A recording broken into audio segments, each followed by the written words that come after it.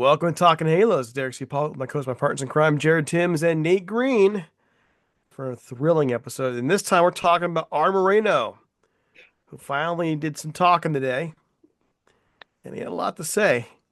First things first, Nate, how you doing? Doing well. Didn't know Artie did interviews with the media. I've been told he doesn't do interviews with the media, so it's crazy. Okay, Jared. So the yearly State of the Union, I think is that's what they call it, right? State of the Union. That's kind of what he does. He does it every spring training, just kind of talks a little bit, things like that. So yeah, I mean, lots to take away with it, and a lot of fun stuff to talk about. Well, right away, first thing we'll get into with him is he admits during this interview today that he expects the Angels to lose between 50 and 60 million dollars this year. That's despite bringing the payroll for the team up to 202 for 176 million dollars, and he expects them to compete this year. Same old song and dance on that one. 50 to 60 million dollar loss. Jared, where do you go with a team that's losing this much a year this I year? think I'd actually think, and I'd venture to say, and I could totally be wrong. I feel like most professional sports franchises lose money in certain areas on a yearly basis. I don't know how true this is, but I mean, unless you're the Dodgers who signed a multi-billion dollar TV deal. I mean, the Angels did sign a multi-billion dollar TV deal a while back. A lot of baseball's profits comes to when you sell the team. So like when Artie sells the team, he's going to make a couple billion dollars. He might be losing money right now, 50 to, 60 million a year, whatever it is. But at the end of the day, he probably gains that back by when he sells the team for $4 billion dollars, whatever they sell for. Or if they sign a big TV deal. I don't want to speak on the economics too much of this just because I don't know it very well. I really don't. I don't know how much teams are making. I don't know how much he's making. I don't know how much he puts into it. Things like that. So yeah, but it seems like a lot of money for us peasants. I saw a note that it's 1% of his wealth.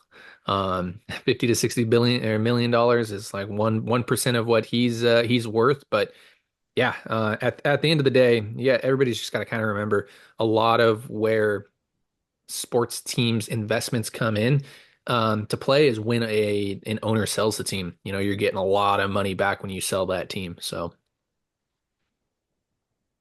Nate, Yeah, I don't really care about it, honestly. Like you're a billionaire. It's like who cares? It's not a big deal. If he really cared about like losing money, he would put a better product on the field. Like probably a tax write-off for him, yeah.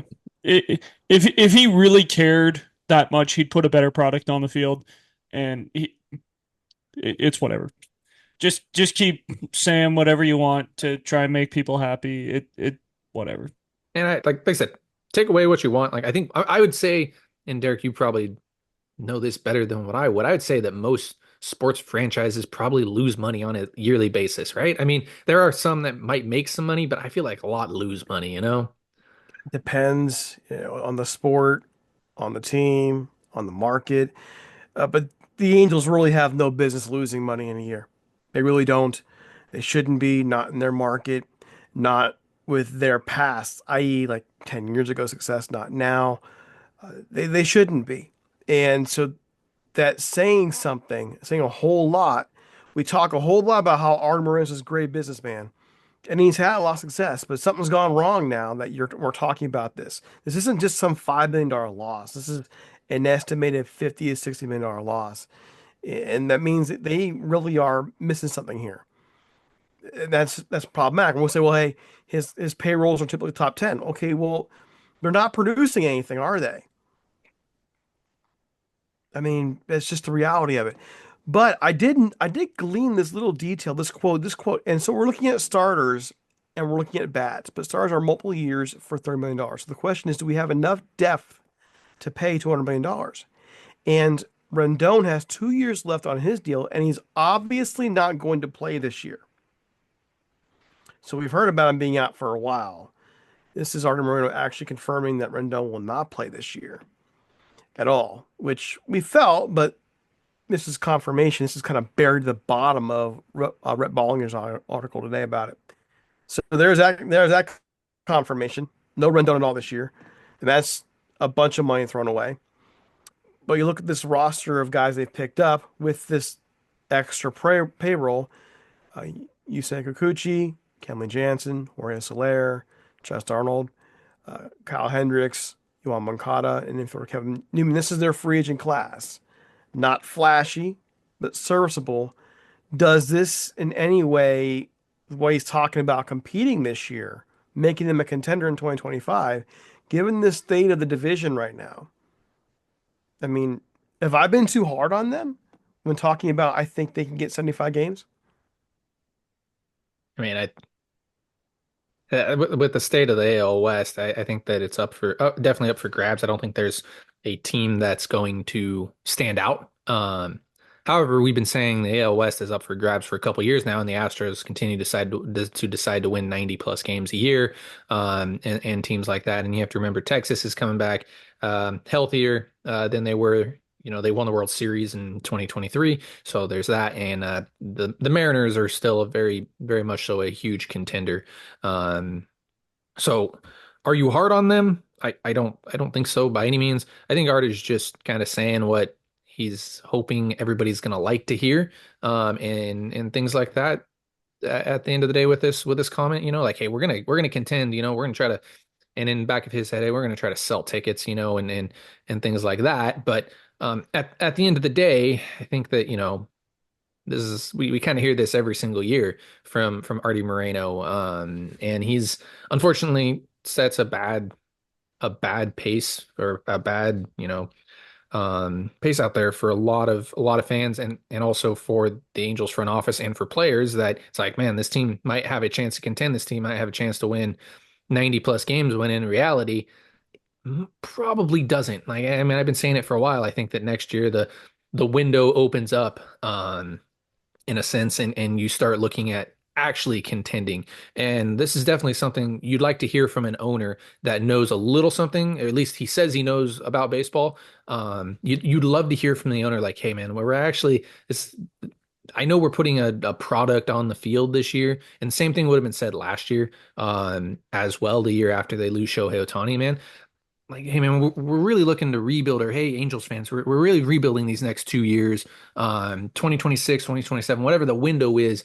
That's when we want to continue. We're still going to put the best product on the field for you guys to enjoy it, because we still have very good players, Mike Trout. We still added some, a big bat in Jorge Soler. We added a big name pitcher in Yusei Kikuchi. But at the end of the day, we're still looking to rebuild. That's what I would love to hear him say. And I mean, we've mentioned before, he's a good businessman, so he's not going to go out and say that the product is not going to be what we expect it to be. And I don't think as a player I'd want to hear that either. I'd want to hear, like, hey, we have a chance to contend, because everybody in that clubhouse right now, including Ron Washington, says, hey, we can contend, whether we here on Talking Halos think they're going to contend or not. Nate, you've been in clubhouses before where it's like, this is a crappy clubhouse, we're not contending. There's a different feel to a clubhouse, that even if everybody says they're going to lose, there's a different feel in the clubhouse that thinks that they're going to win, regardless of what the Pacoda standings say, regardless of anything like that. And we forget that as fans too, that there's a certain thing in the clubhouse that needs to be said. And said you got to juggle a lot of things here, and I know I'm spewing out a lot of random things, but coming from the player side of stuff, you need that winning attitude, you need that winning atmosphere. Whether or not it happens, it's up to those players too. And there's a fan side of stuff where it's like, I think we all know here that this team may not contend very, very much this season. Like, we're hoping they were their 500 team. So yeah. Nate, To be fair, every team goes into the clubhouse the first day of spring training with the full team and says, "Hey, guess what, fellas? We got a shot to win it all." And that's the player's attitude. That's a player's mentality. Yes, You have to as a but player. it's whether their GM has come out or their owner has come out and said we're rebuilding or not. Like, the manager comes in and goes, "Fellas, like, there are a lot of jobs open. There are a lot of things. there's a lot of ways for us to get better, and our job is to go out there and prove people wrong and to win a lot of baseball games. That's the way that you get to continue to play at the major league level. That's the way you continue to get paid. Like all these things, like the players are going to have their reason for wanting to win and to play well. So whether Artie says it like, oh, hey, it's a rebuilding year or not, I don't think it really matters too much to the clubhouse. It's what does the real clubhouse believe? What does Ron Washington believe? Like, if those guys believe it, then sure, but we don't know. Everyone says it. Um, yeah, I don't know. It is frustrating. It's the same song and dance. Derek and I say this all the time about Artie. It's like he spews out the same thing over and over and over again. He is trying to make sure that people don't hate him. I think as you continue on with this article, he'll bring up some points where it's like, hey, this is on me. I'm the owner of the team. The buck stops with me. And it's like, okay, yeah, that's great. It doesn't change my opinion though, right? Like you still suck. Your team still sucks. Like what? I don't care that it's your fault. Congrats that you told me like, hey, I'm taking responsibility for my actions. Like the White Sox people, the White Sox owner I know this last year, he wrote the letter to the fans saying, hey, I'm sorry it was trash year. We'll be better. And it's like that doesn't really help people. That just makes them more pissed off. And it's like I think when Artie continues to spew out the same things every single year and then throws a couple different things in there like, hey, it's my fault, guys. Like, I'll be better or, we'll be better. And it's like, I don't care. Like, it's pretty much every time he opens his mouth, it's like, that's great. Like, but I want to see actual things happen. Don't just keep talking, like talk is cheap. Well, his comment, I was actually going there next. Believe it or not, you were ahead of me. His comment, though, kind of is a backhand, all right? Because at the end of the day, it's probably me, Moreno said. I can spend the money on Trout, but I can't go up there and bat for him. I can spend the money on pitcher, but I can't tell you how healthy he's going to be. You have to have the right players. You have to be healthy, and they've got to play together. There's 30 teams trying to accomplish something every year. So it's probably me, followed that by saying I can't bat for Trout. So you're still putting blame on him, which is fine. Here's the real problem I have all this, and this is actually one of the beefs I have had with our other podcast with the Rams, Sean McVay. For years, Sean McVay will go into a press conference that they're a horrible loss. He does this all the time, and he'll say, "It's on me. I should have done this. I should have done this. I should have done this," and then he oftentimes the same problem will come back up over and over again. They fix a lot of things with the Rams. That's why they're successful, but his same vices are still the same vices he's had for 7 years. Arte Moreno's vices are the same vices he's had for 20 years. And that's the part that gets the fan frustrated. Don't just tell me, hey, you know what? It's my bad, yo. My bad.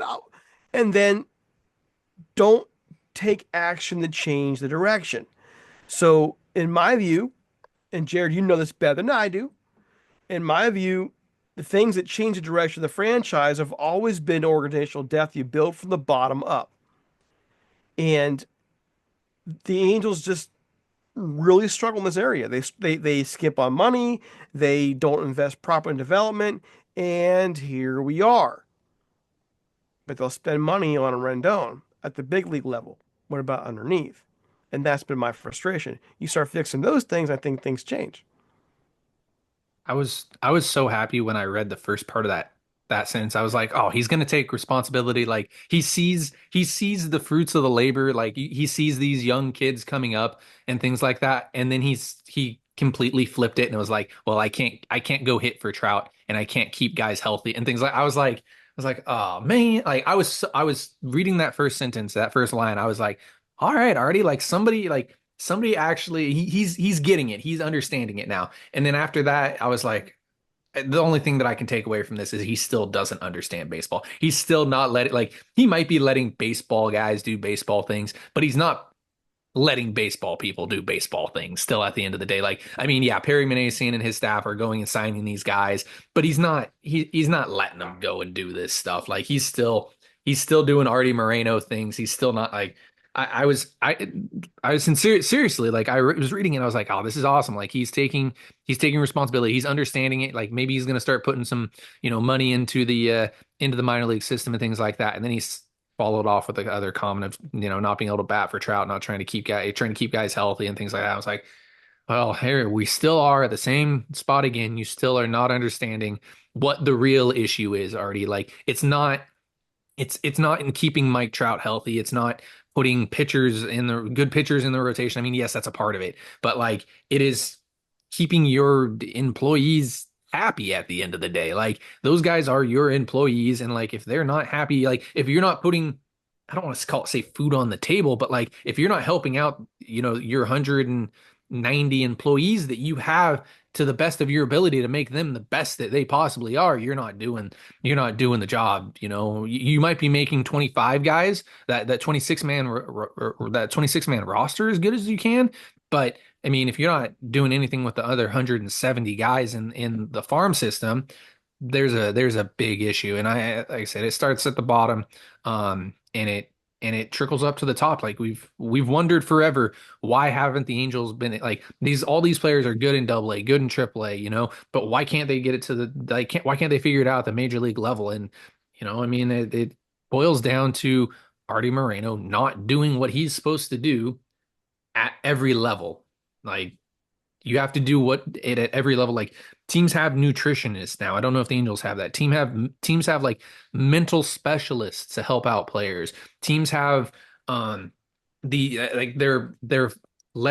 have players living in places that are good. It's not just apartments. Like they're feeding them. They aren't just making peanut butter and sandwiches after peanut butter jelly sandwiches after games like they used to. Like I went into clubhouses 4, 5, 6, 7, 8 years ago, and it was like, well, they're having nachos after the game. Like that's not good enough for professional athletes. You can't just eat nachos after every single game. And these guys are, making multiple peanut butter and jellies to bring home because they're not making enough money to go get real food, to go get like that certain thing. And some organizations have figured this out, and those are the good organizations that are doing the right things.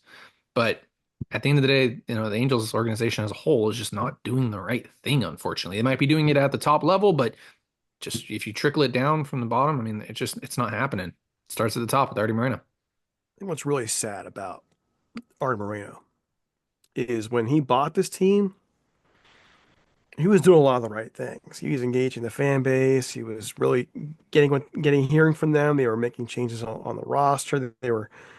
And there's a reason why they were successful for 5, 6 years after he bought the team. And just somewhere along the way, he lost his way as an owner. And now we'll never know. Like we'll never know how good Billy Upler could have been as a GM here. We don't. We'll never. They hold responsibility. Nate and I were hammering Perry earlier in this offseason, and I believe that's deserved. However, we'll never know how good a GM Perry could have been had he had an owner who gave him the tools he needed. And now here we are. Think about what Jerry's doing up in Seattle and combine it with the amount that Artie's spending in Anaheim, and that like, can you imagine if the Mariners went out and actually were able to get some good hitting? Like that's what the Angels are doing. Like you combine what the Mariners are doing and what the Angels are doing, and that's what the Angels could be at the end of the day if if you did things the right way. Now you've been sitting nice and quiet. We're just waiting for you to jump in I mean, here. there's nothing to add. I mean, it's the same old stuff, and it is what it is. Like it's pretty. I don't know. We've been doing this for a long time, and we just continue every spring training to be like, hey, Artie said some things. He said, the team's gonna be different. They're gonna win. You know, everything's gonna be okay, and we're here every February going, man, this team might win 70, 80 games if we're lucky. It is what it is. I'll say this. I feel like the attitude last year was a lot different than this year. Feels like he's more upset this year. He seemed more pissed off this year. Maybe not, maybe it wasn't last year. Maybe it was the last year of Shohei, but and we have to go back and look at the Artie's State of the Unions every spring training. But I feel like at one point he was excited for baseball. This year it seems like he's annoyed at things. And again, maybe the questions asked during the interview, I don't know. But it just seems like he was not he was not very happy with this interview and what was going on in the organization, which could lead to not very good things in the future. I mean, Perry Minasian, Ron Washington's contract's up at the end of this year. We just talked about that. Perry Minasian has 2 years, but I mean, we know Artie's not afraid to fire people. So I mean, Nate, maybe you might be getting your way, but again, He nothing only signed a changes. 2-year extension. I thought it was 3. He signed it. I think Perry signed a 2 year extension this year and next year. So but at the end of the day, Nate, you might get your way and get a chance at a new GM, but I still don't think anything changes until Artie changes his ways, unfortunately. And I don't know if Artie ever changes his ways when we're talking about losing 50 to 60 million dollars instead of the product on the field. Like there's a big issue there. I mean, you can bring up losing 50 to 60 million, but I'd love to hear the whole interview, to be honest, and see what led to that. Because there had to have been other questions asked to lead to just like, hey, we're gonna lose 50 to 60 million dollars this year. I think that just to make the point here, this market is not Pittsburgh. It's not Kansas City. It's not St. Petersburg. It's still the LA Orange County market. There's no way on earth they should be losing 50 to 60 million a year. None. And that's an indictment on the running of this franchise. And even if the Angels aren't like an LA market, they're not a big, for all intents and purposes, they're not LA, they're not Chicago, they're not New York, but Anaheim is it's San Diego in a sense, right? Like it is the next closest thing to It's being a big market. in a big enough metropolitan area, you can count it. Yeah, absolutely. But they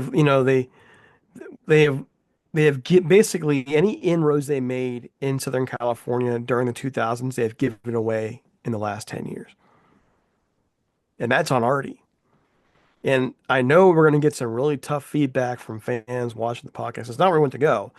It's just his comments there are a sore spot because we've been there and done that before. Like Nate was saying, I've seen it across multiple franchises over the course of years. And you just want to see something different. And that 50 to $60 million loss comment, it bothered me for the reason is there's no reason on earth they should be losing money, period. This is a franchise that drew 3 million fans a year for many, many years. This is a franchise that had many stars come on through here. And yet, somewhere, some way, they've lost their way. Maybe they're on the way back. I like some of the things going on underneath the hood. And I know you guys do too. Some of the things going on under the hood. So there's hope. But how much hope can there be if the owner doesn't wake up? By To the way, be fair, I moving. think. Oh, sorry.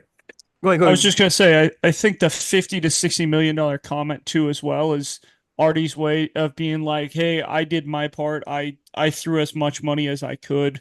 Another thing to just try and get people on his side of like, "Hey, look, I'm doing my part. All right, like I'm taking responsibility for my actions of being very bad at my job, and I'm putting as much money as possible, more money than I should be, into this team. Like." Don't blame me for how bad we are type of thing. It almost feels like he is trying to step away from the responsibility where like early on, like you talked about, where he was engaging with fans, doing things, it was all about like, look at what Artie's doing. Artie's doing this, Artie's doing that. Right now it feels like he's trying to be like, hey, this is not my team. I just wrote the checks. Like this is Perry and this is their staff, and I'm like I just did my job of writing enough money off where people should be comfortable with me spending this much money. No, he lost the right to say that in my view when he started viewing trades and Well, undermining his absolutely. No, GM. no, no. I'm not trying to give him the benefit of the doubt. I'm just saying Oh, no, that's I what it know you're feels not. I'm like. just I'm just pointing that out. And real quick before we get on to the next thing I know we want to talk about, you look at the who's going to be free agents next year. That's Tyler Anderson, Kenley Jansen, Yohan Moncada. Kevin Newman has a club option. Kyle Hendricks is a free agent, and Jose Quijada has a club option of almost $4 million. If you add all those up, that puts you pretty dang close to back down to $175 million. So, I may start retracting my comments of 2026 opens that window, especially if they are not going to increase payroll after this offseason again. If they're not going to kick it back up to 200 million again, because that's where there's your 200 million or those players right there. If that goes back down to 175, they're not going to have a big offseason next year, right? If Arte Moreno Did doesn't you want to put the money into it. did you get Darno and Rengifo in there? I didn't hear those names. They're not free agents next year. Rengifo is 100%. The Renifo's down at the bottom. Yeah. So okay, then that's another six. That's 6 million. Darno also So signed a 1 year deal, but he might have a club option as well. But Well, he's got just to point out though too, as we're looking at next year it's a he 2 year deal. might and looking he at might how sign a everything 2 year moves deal. around, like there's still a trade deadline coming up this year, but I would almost rather them. I've been, and hey, I'm preaching this for a while. I would have rather them just gone with what they had and just stunk this year to high heavens and not, if he's so worried so much about that 50 to, or much rather him just focus on the young guys, kept the payroll down this year and built it back up next year. If that's really the problem, if you're really that worried about it, play the young guys. I've been advocating that for a while now. Why are we putting more money into a franchise? And there are guys next offseason that make a lot of sense for the Angels, and that's when you go spend money. And if you're going to sign players who can keep you from doing that, then what's the point? Just wondering. No, I agree. I I think it would be criminal to not have Reed Detmers in the starting rotation just through the whole year. Like, just find out what he is. It would be absolutely criminal offense to not let that guy start in the rotation opening day. And it looks like, according to a lot of people, he's not going to be in the rotation opening day. And we're going to have that same Joe Adell question that we always have with Joe Adell for the last, 5 years. It's like, can Joe Adell play at this level? We don't know. And we're going to be sitting here next, you know, November when the Angels win 72 games, and we're going to be like, hey, is Reed Detmers part of this future? TBW, Taylor Blake Ward, the world famous, according to Jared, says Reed Detmers is the most important pitcher to the Angels' success long term. Best stuff. And he might not even pitch in the major leagues this year, or he might, and it might not be a significant amount of innings. And we might be sitting here going, is he good? Is he not? We don't know. And now you're gonna have that same question that we always have every offseason. There's 4 or 5 guys where it's like, ooh, we probably should have seen more out of them to find out if they're good or if they should not be a part of this team. Leaving Reed in the minors would be an absolute mistake across the board. Like, so we saw last year him going down, him coming back up. You depending on the player's personality, that's good for them. For others, it's not. I don't think it was good for him. A lot of these guys need time to work these things out. By just jerking them around and sending them up and down, you're not helping them. He's got the stuff. There's never been a doubt in anyone's mind here in this podcast, anyways, that Reed Detmers has the stuff to be a quality major league pitcher, if not more. Let him work it out. Leave him in the majors. Let him work it out. If he gets bombed every week, you're not winning anyways this year. Let him get bombed. Let him see what he can do. Just my take on it. Hey, we're running out of time, guys, but non-roster invites. Who you looking at? Who you thinking can make an impact here? Jared? I got quite a few here. So start with pitchers. And there's going to be kind of a bit of a trend here, which kind of continues over with what you guys were talking about. Chris Cortez, Michael Darrell Hicks, Jose Fermin, Ryan Johnson, George Clausen, Sammy Terra Jr. Catching wise, always keep an eye on Juan Flores and Dario Laverde. In the infield, Tim Anderson, definitely want to keep an eye on him. He's got a chance to make the roster out of spring for sure. Denzer Guzman looks very, very good, and Christian Moore. And then the outfield, Nelson Rada. You probably sense my theme there. Those are all guys that um, are homegrown, except for Tim Anderson, in a sense. They were all signed or drafted by the Angels, minus George Clausen as well. Clausen wasn't, but young guys that are going to get a chance this spring to contribute. So it'll be interesting to see who steps up. If I had to pick a couple guys, I think Michael Darrell Hicks has a good chance to make the bullpen out of spring. Tim Anderson, I already mentioned it. Christian Moore, keep an eye on him for sure. I mean, of course, and Denzer Guzman looks real good early on. So we'll see what he brings to the table when the games start here in a couple days. Nate? Yeah, one of my big guys, Chris Cortez, one of my favorite pitchers in the draft last year. I honestly thought that you could have put him in the major league bullpen last year. Like, that's how good of the stuff he has. The Angels have talked about trying to stretch him out into a starter, but like, if he's just so good in spring training, we know that there's probably 3 or at least 3 spots open in this Angels bullpen. you might even be able to argue more. But if he's just so good in spring training out of the pen, it's like just give him a chance because he's got lights out stuff. It's upper nines, touches triple digits, nice slider. He and I know he's working on the third pitch, so he would be one. Sleeper for me would be JD Davis with Anthony Rendon going down. I think JD Davis brings a little bit of what the Angels could potentially need. He could play first base against a tough lefty. He could play third base, especially if Yohan Moncada, only can play a couple days a week or whatever it is. We don't know. He hasn't really played too much lately, last couple of years. So I think JD Davis is a guy to keep an eye on just because he's got some juice. The Angels are looking for some juice in the lineup, and he can play the corners, which probably it's hard to say the weakest spots on this team because this team has so many weak spots, but it's probably one of the weaker spots on this team. JD Davis was the one I was curious about. I'm really interested in watching how he does. So He could also hit like 50 in spring training and strike out, every other every time. single So time. Yeah. yeah, So, all right, guys. Any closing thoughts before we get out of here? Jose Suarez. Jose Suarez. I don't No. know. I can't do this tonight, man. I can't do this. Nate, Somebody you want to go Jose? somebody commented on YouTube about Jose Suarez too. I forgot who it was.